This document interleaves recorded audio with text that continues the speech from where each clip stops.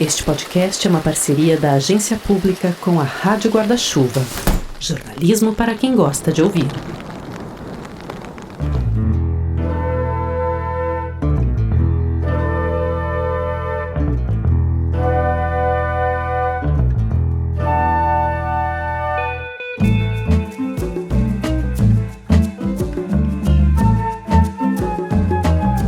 Olá, está começando o Pauta Pública 40, eu sou a Andréa Dipp, como sempre estou aqui com Clarissa Levi. Oi, Clary. Oi, Dipp, todo mundo que está nos ouvindo, acreditem se quiser, a gente acabou de chegar na segunda metade de 2022 e apesar de ter sido um semestre intenso, difícil, parece que foi só a introdução para o que nos aguarda aí a partir de agora.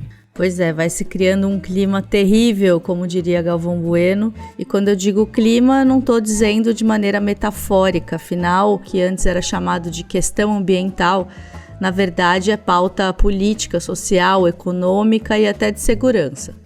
E inclusive a nossa convidada de hoje vem trazendo perspectivas muito interessantes para o nosso horizonte político a partir de um movimento chamado ecossocialismo. Mas, para além disso, ela é também uma comunicadora crítica que alcançou um grande público abrindo debates sobre as esquerdas, o autoritarismo, as possibilidades de militância, entre muitos outros tópicos. A gente está falando da socióloga e professora Sabrina Fernandes, uma das convidadas mais aguardadas desse programa. A Sabrina, através do seu canal no YouTube, chamado Tese 11, já alcançou mais de 14 milhões de visualizações, com mais de 400 mil inscritos. Isso a gente está dizendo números de junho de 2022, quando a gente gravou essa conversa. E além disso, ela recentemente lançou 2 livros muito importantes para entender a crise política brasileira. Um deles acho que a gente até já indicou aqui no Pauta Pública na primeira temporada. Sintomas Mórbidos, a encruzilhada da esquerda brasileira, lançado em 2019 pela editora Autonomia Literária. E em 2020 foi a vez do Se Quiser Mudar o Mundo, um guia político para quem se importa, lançado pela Planeta. Ambos sucessos de público e de crítica, e é toda essa bagagem que ela traz na conversa que a gente vai ter hoje. A gente vai falar desde o assassinato do indigenista Bruno Pereira e do jornalista Dom Phillips até a chapa Lula-Alckmin, passando pelas transformações políticas das últimas semanas. Depois do papo, ainda vamos ter as nossas dicas culturais trazidas pelo nosso produtor Ricardo Terto. Mas o tempo é de urgência, então chega de enrolar. Sabrina, é um prazer te receber. Estamos muito felizes que você conseguiu arrumar um tempinho para falar com a gente. Eu tô feliz de estar aqui também. Sou grande entusiasta da agência pública, tem bastante tempo, né? Então é muito bom poder colaborar também via o podcast. Bom, Sabrina, acho que a gente podia começar do básico, assim. Queria pedir para você explicar para os nossos ouvintes um pouco. Eu sei que não é uma coisa fácil nem rápida de se explicar também, mas se você pudesse introduzir para os nossos ouvintes o que é o ecossocialismo. Então, no ecossocialismo a gente tem uma proposta realmente de socialismo, né? Um sistema que venha depois do capitalismo, que seja parte de um projeto de superação do capitalismo, dos problemas relacionados à desigualdade, exploração, propriedade privada, a lógica do lucro acima da vida, essa lógica de acumulação infinita do capitalismo que a gente sabe que leva ao colapso ecológico que a gente já enfrenta. E o ecossocialismo ele traz bastante ênfase nisso, de que não é possível você construir uma sociedade pós-capitalista, com valores diferentes, com uma classe trabalhadora vivendo uma democracia plena em uma terra arrasada. Então, essa ênfase do eco no ecossocialismo não é só um prefixo, é muito, muito relacionado à própria leitura de que a base para a transformação da sociedade é uma base ecológica também. E é algo que é mais recente, é uma linha mais recente dentro do desenvolvimento das forças socialistas, das organizações socialistas na sociedade, mas que tem ganhado bastante força justamente porque parece trazer uma leitura muito afiada dos problemas que a gente enfrenta hoje em dia. E um outro ponto que a gente tem visto, enfim, pesquisadores acadêmicos, militantes, movimento social, insistindo bastante, né, é nessa necessidade que a gente tem em fazer intersecções entre as pautas e lutas, né? Não dá para falar de uma luta sem falar da outra, a gente precisa conseguir olhar para as conexões, né, entre as pautas. Aí queria te ouvir um pouco sobre as intersecções entre o ecossocialismo e o feminismo. Tem bastante, não somente quando a gente fala, mais uma vez, de ecofeminismo, né, que é uma vertente dentro de várias discussões. Eu classifico mais como o que a gente chama de epistemologia no feminismo, né, um conjunto de saberes no feminismo, e a gente tem, assim, o feminismo marxista, que dialoga muito com esse conjunto de saberes do ecofeminismo, e aí a gente vai trazendo isso junto para a pauta do ecossocialismo, porque entendemos, por exemplo, que na sociedade atual, quando a gente fala de mudanças climáticas, dos impactos dessa crise, as mulheres estão tanto ali entre as mais afetadas, mais vulneráveis, mas também são as grandes lideranças que a gente encontra. Então, a gente pode pautar, desde olhando assim no Brasil, a referência que é a Marcha das Margaridas, o tanto que a gente vê que são mulheres indígenas na frente da luta contra o genocídio indígena no Brasil, na Guerra da Água na Bolívia, mulheres na frente, na luta por soberania alimentar, falando de democracia da semente, como a Vandana Shiva. Então, tem uma relação muito forte. A Vandana Shiva, inclusive, é uma das referências do ecofeminismo com o qual a gente dialoga no ecossocialismo, mas é muito também uma forma da gente pensar que não tem uma possibilidade de a gente tratar de alternativas que realmente contemplem uma emancipação de gênero na sociedade que não considere essas lideranças mulheres que partem do sul global. Porque estão ali no olho do furacão, estão sofrendo racismo ambiental, estão se virando no meio das margens realmente, e a gente tenta prestar bastante atenção para a luta dessas mulheres como uma forma também de fortalecer, de aprender, de levar mais para fora. E aí, Sabrina, eu queria emendar uma pergunta aqui sobre isso, assim, que é, bom, pensando no assassinato, né, do Bruno e do Dom, e também pensando, para além deles, na quantidade de ambientalistas e lideranças, mulheres, como você trouxe, ou lideranças, no geral, de povos tradicionais, comunidades indígenas que são assassinados, não só no Brasil, mas na América Latina. Eu queria ouvir de você um pouco o que você considera, assim, que está na raiz dessa violência, no campo, na floresta, no Brasil, mas também na América Latina. É muito importante essa pergunta, porque muitas vezes há uma tendência de simplesmente falar, eles estavam protegendo a floresta, e aí é aquele pessoal que quer desmatar a floresta, ou algo assim. Então, assim, há um reducionismo sobre qual que era o elemento que estava em disputa naquele momento. Ou, por exemplo, é o rio versus os garimpeiros. Mas tudo isso se dá dentro de uma construção que a gente fala que é a construção do território. O território é muito mais do que a terra, do que a propriedade, um pedaço do que está ali, os recursos que estão ali. Mas é o que você faz ali, é como você vive ali, quais são os valores que são pautados, que tipo de comunidade pode usufruir daquele espaço, o que aquela comunidade pode sonhar, o que ela pode fazer em termos de futuro também. Então, o que a gente tem é realmente disputa territorial. Não é uma questão meramente fundiária, então não basta a gente falar, então faz reforma agrária, picota tudinho e sai distribuindo. Que projeto que é esse, né? Então a gente quer um projeto que seja um projeto de demarcação de territórios indígenas e comunidades tradicionais, a gente quer um projeto que seja, assim, de reforma agrária, mas que seja voltado a pensar uma outra maneira de organizar a nossa sociedade de acordo com uma manutenção e talvez, eu diria assim, uma expansão do que a gente considera vida na Terra. Então, não é simplesmente, hoje em dia, falar, vamos reflorestar a Amazônia. Isso é importante, mas a Amazônia não é o nosso único ecossistema em apuros. Então, no Brasil, todos os nossos biomas estão ameaçados, porque há um projeto de expansão que é de tomada do território, seja para um avanço urbano desordenado, com bastante precariedade de vida, seja para você plantar a monocultura voltada para exportação a partir do agronegócio. E aí isso é importante a gente colocar, porque essa violência contra ambientalistas, e aí dentro de ambientalistas eu estou colocando essas várias categorias, porque não é só a figura da pessoa que vem assim, sou ambientalista.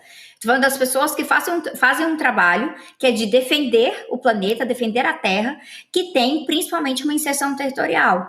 Então, ambientalistas que fazem um trabalho muito importante, mas não estão numa inserção territorial direta, eles não vão estar correndo um risco tão direto quanto estavam, né, sofrendo o Bruno e o Dom naquele momento.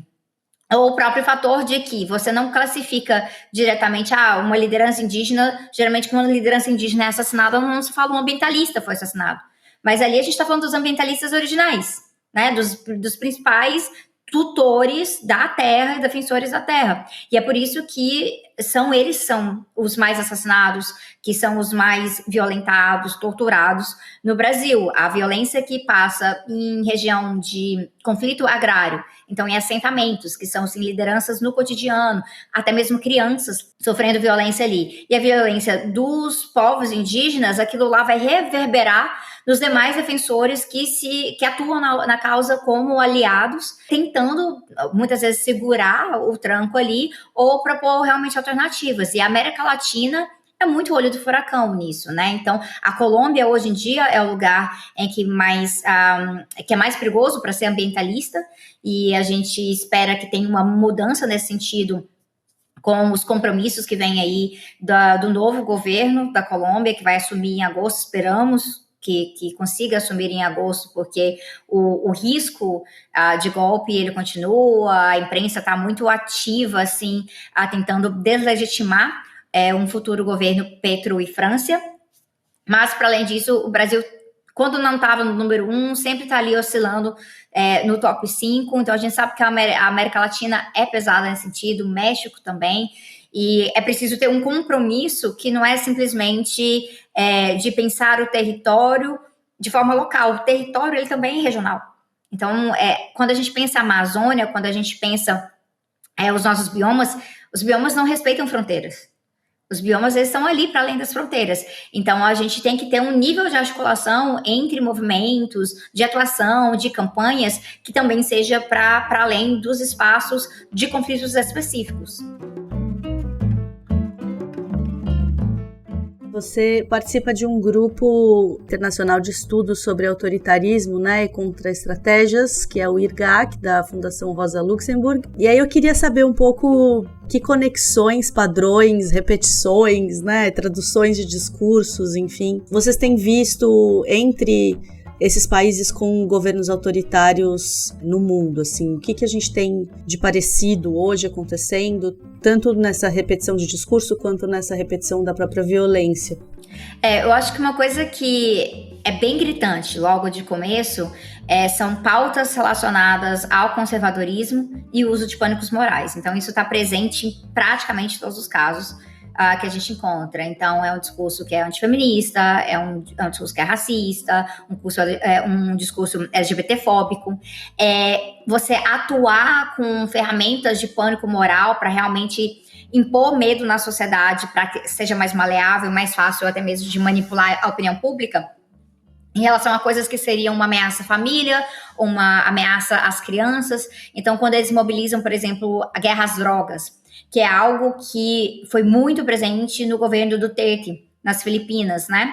Ao ponto de causar danos gigantescos, né? De milhares de pessoas assassinadas nesse projeto praticamente de limpeza que o Duterte fez. Isso, no Brasil, ele serve sob o bolsonarismo para poder aprofundar um projeto de militarização e de facilitar a atuação de milícias em áreas diversas, urbanas, ao mesmo tempo que a gente sabe que isso também justifica a atuação de forças estrangeiras, de intervenções, com a desculpa, a justificativa de que estão combatendo o narcotráfico. Então, isso vai trazendo para a gente uma outra perspectiva de que autoritarismos não existem de forma isolada.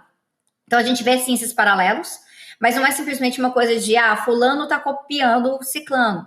A gente tem entrado num hábito muito grande de trazer comparações para que as pessoas entendam a gravidade da história. Então, quando Bolsonaro e Trump sendo comparado o tempo inteiro, ou ali no Chile, quando estava a eleição entre o Boric e o Cast, muita gente começou a falar, então, Cast seria o Bolsonaro chileno, né? E agora o Hernández na Colômbia, algumas pessoas falam assim, o Bolsonaro colombiano, ou o Trump tropical. Vão se fazendo essas coisas, porque, claro, existem táticas que são parecidas, né? O uso das redes sociais, questão de fake news, tudo isso está muito presente, mas a gente tem que lembrar que essas ligações também são ligações de economia política. Essas são ligações de interesses concretos que partem de investidores, de bancos, né, instituições financeiras no geral, que partem, inclusive, de projetos de expansão militar. Então, os Estados Unidos sempre têm tem pezões né, os 2 pezões ali na Colômbia, não é só porque estamos aqui com essa questão do narcotráfico para combater a guerra às drogas. Não, porque é excelente para os Estados Unidos você estar posicionado exatamente onde a Colômbia está na América do Sul. A gente está falando de um país ali que tem acesso Atlântico e Pacífico. A gente está falando que Venezuela está logo ali do lado. É um país que faz parte da Amazônia. Então, você está muito bem posicionado. Inclusive, quando você vira os olhos para o outro lado, você tem as ilhas, você tem Cuba. Então, existem interesses geopolíticos que são, sobretudo, interesses econômicos. Interesses que a gente tem que falar que são imperialistas. Então, não dá para fazer uma análise de autoritarismo no mundo hoje sem a gente perceber quais são esses interesses econômicos que trazem alianças diversas. Então, muitas vezes o pessoal questionava quando se falava, por exemplo, do fato que manifestações para Bolsonaro, a presença de muitas bandeiras de Israel. Aí o pessoal, nossa, mas na base de Bolsonaro tem nazista. Não faz nenhum sentido. Mas a gente tem que lembrar que uma das ferramentas de autoafirmação de Israel como Estado é o seu desenvolvimento militar.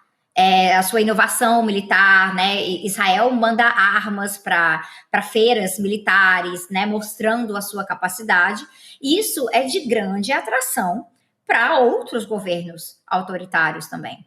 E aí, sem contar, né, a própria questão ideológica de evangélicos, fundamentalistas, tudo isso, mas a gente vê que a coisa não é por acaso. E aí, ao mesmo tempo, você tem os Estados Unidos, que é praticamente o maior financiador militar de Israel. Essas ligações, elas precisam ser expostas para a gente não ficar simplesmente numa esfera meramente estética, de que, cara, olha, os dois estavam prometendo, sou antissistema, votem por mim. Mas o que significa ser antissistema em cada contexto pode variar também, mas o que a gente sabe, na verdade, é que eles são o aprofundamento de um sistema capitalista, muito racista, muito conservador e muito apropriador da natureza, seja para destruir diretamente, seja para entrar numa lógica de maior mercadorização. Sabrina, você tem um vídeo que é muito interessante sobre pânico moral, né? E a gente tem visto isso cada vez mais na pauta política, não só no Brasil, mas também fora. A gente teve esse episódio horrendo da juíza de Santa Catarina que impediu uma menina de 11 anos que tinha sido estuprada de realizar o aborto garantido por lei. A gente teve o caso também da atriz Clara Castanho. A gente teve esse revés aí nos Estados Unidos, enfim. Foram dias terríveis para quem tem útero. E o pânico moral, como você fala, né, no seu Twitter, ele vem em nome de proteger uma criança abstrata e imaginária e não uma criança real que passa por violência, né? Você pode falar um pouco sobre isso? Tem bastante discussão sobre o que é a questão do pânico moral em relação ao conservadorismo, como um pilar mesmo do governo Bolsonaro, porque a gente sabe que a eleição também se baseou nisso, né? Várias das fake news eram sobre isso, mas aí a gente tem o caso muito concreto, né? De falar de uma escola sem homofobia, isso significar a coisa extrapolar para questões de kit gay, mamadeira de piroca e assim por diante, porque como ousa trazer certo assunto para dentro da escola onde estão as crianças, que é o mesmo dispositivo que é utilizado para justificar um ensino domiciliar, né, do homeschooling, que a gente sabe que é uma grande bandeira, inclusive, de igrejas fundamentalistas, né, trazendo essa questão, a gente tem que proteger para que tenha essa visão somente nossa. Isso acaba beirando em até anticientificismo, né, negação de teoria da evolução e outras coisas que a gente tem muito bem estabelecido numa base científica, mas que pode ser negada numa base religiosa. Isso, nos Estados Unidos, a gente sabe muito disso em relação à experiência de homeschooling já. Nós temos isso documentado. Mas uma questão que eu acho que é importante aqui é sobre como se pensa a aplicação da lei. Porque o pânico moral em relação à criança que precisa ser protegida é muito utilizado também para justificar certos punitivismos. Então, nós precisamos aumentar a pena, nós precisamos ser mais duros no processo de encarceramento, em qualquer que seja a circunstância, porque assim a gente vai proteger as nossas crianças. Porque é sempre aquela ideia também que não é só a criança dessa narrativa que é abstrata, o próprio inimigo também é. E aí nega a nossa base real. Se a gente fala de uma criança que está grávida, com certeza essa criança foi estuprada, porque não existe nenhuma outra opção. Né? Para uma menina de 11 anos engravidada, isso foi estupro Fim de assunto. Então, não existe, né, o progenitor, o pai, só existe o estuprador. A gente tem sido obrigado, mais uma vez, a falar do óbvio por conta disso aí. Se a gente fala que milhares de meninas gestam e parem todos os anos no Brasil, meninas abaixo de 14 anos, a gente está falando de estupro, muito claramente. O que nós temos de dados também demonstra que violência sexual é algo que é muito mais comum no âmbito doméstico. Então, são de pessoas que aquela criança conhece. Então, é pai, é tio, é avô, é vizinho. Não é aquele lobo mau que está longe. Pode acontecer de ser isso? Pode. Mas, estatisticamente, a chance, o grande perigo está muito mais perto de casa. E aí, tem essa questão do pânico moral. O pânico moral, ele não funciona se você apontar isso. Porque aí você vai ser obrigado a questionar o que é essa base da tal da família, né, a família nuclear que eles valorizam tanto dentro do conservadorismo. Você vai ser obrigado a confrontar questões relacionadas à educação, questões relacionadas à própria estrutura patriarcal ali nos espaços, o que é silenciado, o que não é silenciado, e a total inaptidão do Estado em realmente lidar com este problema. E aí, Sabrina, falando, né, em pautas cada vez mais conservadoras e também no cenário eleitoral que a gente tem no Brasil, né, dessa certa emergência, assim, de dar um freio no autoritarismo, eu queria perguntar para você, assim, sobre a chapa Lula-Alckmin, né? A gente viu esse ano no Brasil uma certa articulação de vários setores da esquerda, inclusive setores que são críticos ao PT, aderindo a essa chapa. E aí eu queria saber de você, assim, o que você acha que pesou para essa unidade? Foi só a ameaça do autoritarismo do Bolsonaro, do golpe, esse senso de urgência que fez setores diferentes da esquerda se conversarem, se unirem e tentarem ali criar um programa comum? Aí estou falando aqui principalmente dos setores que são críticos ao PT e que embarcaram nessa. Ou você acha que teve outros elementos assim que pesaram para formar essa certa unidade aí? Já tem alguns anos que se fala muito de uma frente ampla contra o Bolsonaro, contra o bolsonarismo, e muito se discute sobre quão ampla deve ser essa frente ampla, né? Então, 2 anos atrás, quando o pessoal estava bem focado ali naquele número de 70% de pessoas que não aprovam, né, diretamente Bolsonaro, e uns 30% que ainda aprovam, e aí ficou, então nós somos os 70%, eu lembro dessa hashtag, e eu lembro de odiar essa hashtag, porque na verdade ela não diz absolutamente nada, o que a gente quer colocar depois. Então, uma vez que você tem um governo extremamente desastroso, que vai tendo um derretimento na sua base de apoio, mas principalmente na sua base eleitoral, né, porque muita gente votou no Bolsonaro de uma forma muito superficial, não sendo um grande apoiador do Bolsonaro. Teve gente também que votou no Bolsonaro porque tem sido alimentado dentro de uma estrutura de reprodução de antipetismo há muito tempo também.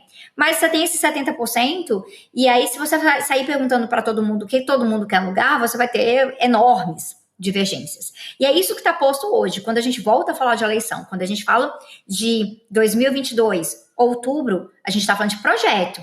E simplesmente ser anti-Bolsonaro não é projeto. Ser anti-Bolsonaro hoje em dia é simplesmente bom senso.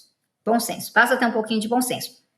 Ter projeto significa que a gente tem que pensar que tipo de sociedade que a gente quer. Algumas forças na esquerda que são críticas ao PT, eu não estou classificando como antipetismo, que para mim é uma outra coisa, que tem a ver com... Antipetismo é sempre anti-esquerdismo. Então, se há forças dentro da esquerda que são antipetistas, elas também estão trabalhando contra si próprias. Então, é um tiro no pé nesse sentido. Mas são críticas ao PT, mas que entenderam que neste momento, uma tática eleitoral que converge ao redor do Lula, e aí eu diria muito mais ao redor do Lula do que ao redor do PT, pela força, pelo peso do nome do Lula, ainda mais depois quando o Lula consegue se desvencilhar desse processo de perseguição que vem da Lava Jato, mas também de imprensa, né? Realmente dando a volta por cima, em certos sentidos, em relação à grande imprensa burguesa no Brasil. O que a gente pode identificar aqui é que há uma esperança de pelo menos algumas coisas de projeto que possam advir de governo do Lula, possa remediar alguns dos problemas graves que a gente tem na sociedade hoje. Um deles é a questão da fome. E aí Lula é muito associado, não somente com fome zero, mas o compromisso real de que ele não quer brasileiro passando fome. Ele quer brasileiro tendo 3 refeições diárias. E nesse sentido, de todas as coisas que Lula abre a boca para falar, é a coisa que, quando o Lula fala, eu tenho certeza absoluta que ele quer isso. Eu tenho certeza absoluta que ele tem um compromisso com a questão de saciar a fome do povo brasileiro. E para muitas forças na esquerda, isso é algo essencial no momento. A gente tem muita coisa para resolver, a gente quer ir muito além, e aqui quando eu falo a gente, eu estou pensando numa perspectiva mais de esquerda radical, e muito além do que os governos petistas tiveram até o momento antes do golpe. A gente quer romper com as contradições de várias dessas alianças, mas a gente sabe que o povo está passando fome. Então, esse senso de urgência da fome, eu acho que mobilizou bastante dessas forças. Teve uma abertura ali por parte da candidatura do Lula de convidar outros partidos, venham, queremos ouvir. Lula tem sentado, né, vários dias por semana com representantes de movimentos sociais diversos, né? Então, sentando com representantes de movimento de reforma agrária, de movimento de veganismo e direitos animais, com os movimentos anticapacitistas, de pessoas com deficiência. Então, tem tido esse esforço realmente de consulta, tem a plataforma que eles lançaram para ajudar nesse processo de consulta também. Lula está falando de um orçamento mais participativo. Então, há uma ideia de que é preciso ter a voz da sociedade um pouco mais amplificada nesse processo. Eu acho que isso também acaba sendo atrativo. Mas, claro, isso entra num obstáculo forte, que é a maior contração de todas, está dentro da chapa, que é o Alckmin, que é uma figura que não é simplesmente pegaram alguém de direita. E a gente tem... É um pouco frustrante, porque mesmo antes do anúncio concreto, a gente, né, que tá ali, né, pesquisando as coisas, a gente sabia que o Alckmin ia ser o escolhido. E essa movimentação do Alckmin ir para o PSB tinha muito a ver com isso, também algumas costuras relacionadas ao que pode ser a disputa para o governo de São Paulo, tudo isso muito presente. Mas algo que apontávamos era que, será que precisava ser o Alckmin? Porque eles falavam, no Brasil não dá para eleger com uma chapa puro sangue. A gente tentou isso com Haddad e Manu ali em 2018, não deu certo. Primeiro, outra conjuntura, né? Então, 2018 era uma conjuntura, 2022 era outra. Bolsonaro era uma novidade no sistema em 2018. 2022, num contexto de pandemia, no contexto de ministro da Educação sendo preso, no contexto de, né, várias coisas grotescas que já estão aí na trajetória do Bolsonaro e um derretimento da sua base. Então, eu acho que essa desculpa não serve. Mas, mesmo que não fosse uma chapa puro sangue, que não é bem o hábito do Lula, com como ele pensa a sua configuração, precisar ser o Alckmin é algo que eu ainda duvido muito seriamente de que era o único nome que era possível. Nisso há quem diga que não é que o PT tenha ido até o Alckmin, é que o Alckmin começou a caminhar mais ao centro. Saiu à direita e caminhar mais ao centro.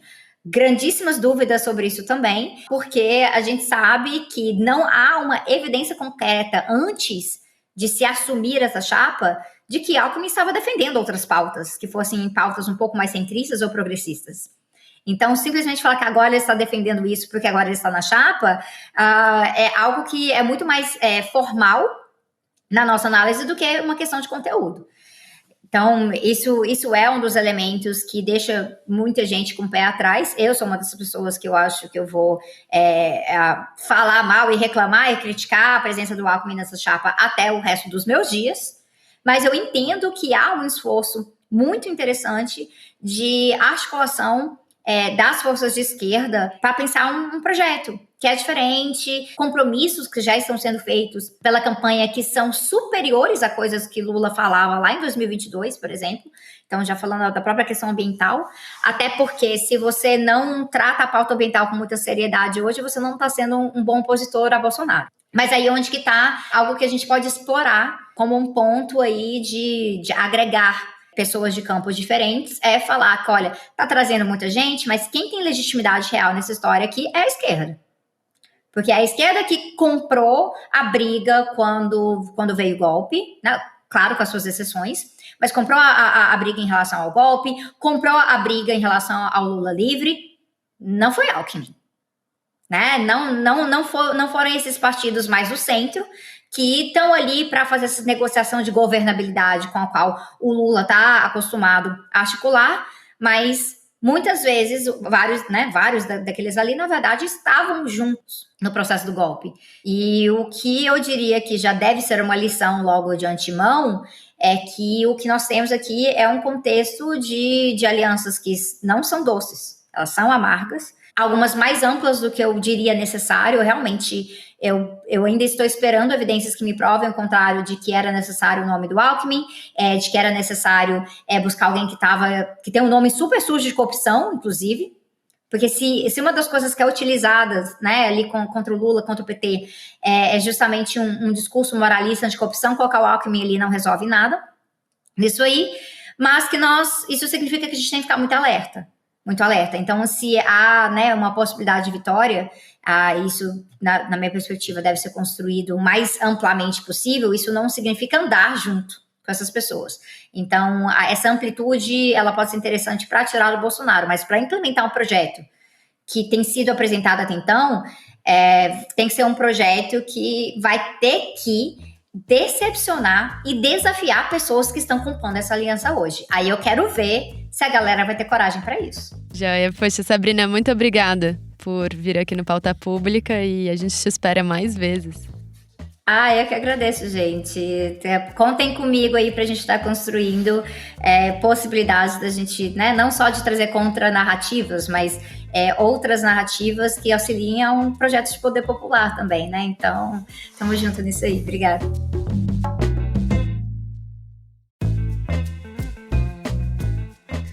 E uma boa oportunidade de parar, respirar e refletir profundamente sobre questões que fazem parte da experiência de vida de todo mundo é ouvir o podcast Finitude, parceiro nosso na Rádio Guarda-Chuva, criado e apresentado por Juliana Dantas e Renan Suquevicius. Em 6 temporadas, o Finitude trata de temas como envelhecimento, cuidados paliativos e luto de uma maneira sensível, madura e aberta. Busca lá o Finitude no seu tocador favorito, porque vale muito a pena conferir. E eu aproveito também para convidar vocês a olharem no Instagram da Rádio Guarda-Chuva o novo logo da rede, que faz 3 anos de vida agora em julho. O Pauta é muito feliz por fazer parte dessa história. E agora é hora do A Boa do Pauta, onde a gente dá dicas que de alguma forma tem a ver com esse papo que vocês acabaram de ouvir. Para se ler, a dica é o catálogo da editora Autonomia Literária, que lançou Sintomas Mórbidos, da Sabrina Fernandes. Se você se interessa por ciência política e discussões contemporâneas sobre a sociedade, lá você vai encontrar muitos títulos bem bacanas. Eles também estão publicando a versão brasileira da revista Jacobin, que já é conhecida mundialmente por trazer perspectivas politicamente mais radicais sobre economia, sociedade e cultura. Para ouvir, já que a América Latina é um tema muito recorrente nesses papos sobre transformações políticas recentes, dessa vez a dica vai ser para você que entende ou pelo menos arranha um pouco de espanhol. Eu tô falando do podcast Rádio Ambulante, produzido pela NPR, uma das maiores referências em produção de podcasts do mundo, especialmente narrativos. A Rádio Ambulante conta de maneira muito bem produzida histórias latino-americanas. Não se intimide pela barreira da língua, aproveite aí para treinar um pouco seu espanhol porque vale muito a pena. Para assistir, eu vou indicar a série de reportagens que a Pública tem disponível em seu canal do YouTube, chamada Especial Amazônia Resiste. Esse especial é de 2018 e ao longo dos seus 12 vídeos conta também com entrevistas imperdíveis, que dão um panorama bem interessante das questões que vêm se acumulando na região há muito tempo e que a gente está vendo se aprofundar em violências e mortes. O link para a playlist está na descrição do episódio. Eu sou Ricardo Terto e essas foram as dicas do A Boa do Pauta do episódio 40.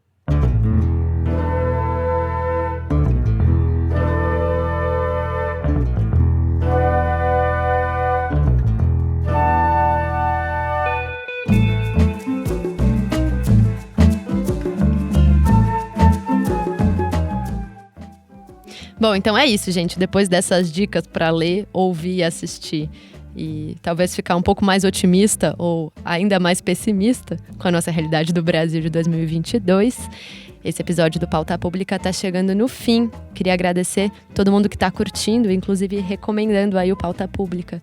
Muito obrigada, é muito bom ter vocês aqui.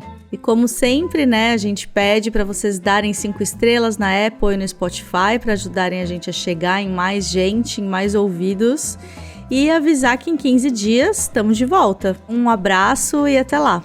Até, gente.